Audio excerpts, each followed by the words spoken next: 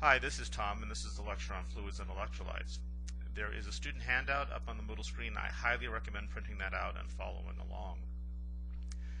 The lecture is in 5 parts. This first part is a pretest, and I want you to try to answer these 3 questions. They have nothing to do with fluids and electrolytes, but there is a point to that, and I'll tell you when we're done. So pause the computer, pause the proceedings so that you can read these questions and see if you could answer them on your own, and then turn the recording on again.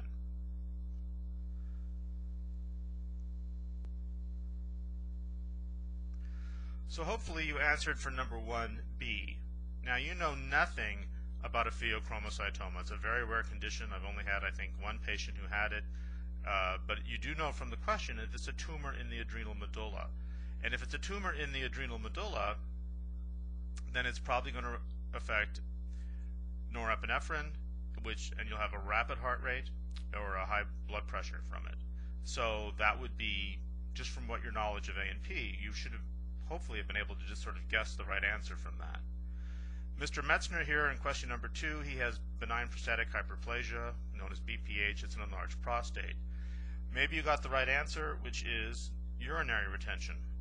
Because if you remember your basic A&P, even if you know nothing about BPH, which is certainly not in your reading for this lecture, you would know that a prostate is a donut-shaped organ that surrounds the urethra, and that if it would enlarge, the center portion would pinch off, and that would pinch off urinary flow from the bladder, and that would cause the retention. And finally, down at the bottom of the screen, we have Mr. Mendez, who's 29. He has an exacerbation of A-gamma-globulinemia. I can promise you'll probably never see that as a nurse. I've only had 1 patient in my life who had it. It's a genetic disorder in which B cells are underproduced. Now, you know nothing, of course, about A-gamma-globulinemia. It wasn't in your reading. It probably isn't even in any of your books. But if you knew that it was a genetic disorder in which B cells are underproduced, obviously the immune system is under attack.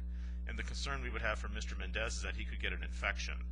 And so the correct answer there would be to limit visitors to his room, because that would be the source of germs. Now, the reason I did this little exercise was not just to frustrate you. I know it's kind of odd, but I'm trying to make a point here, which is just that pathophysiology is just physiology gone wrong. You already have a huge number of the tools you need to pass this course.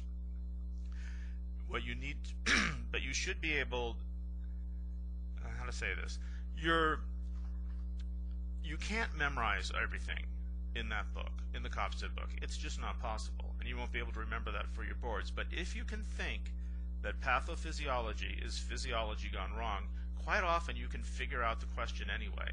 That's how nurses basically use pathophysiology in the clinical setting. No one reads a whole book and memorizes it.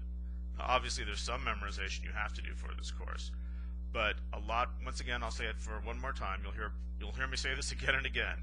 Pathophysiology is just physiology gone wrong. Think of the basic physiology, and then think of how it would go wrong, and quite often that will help you hugely in this course.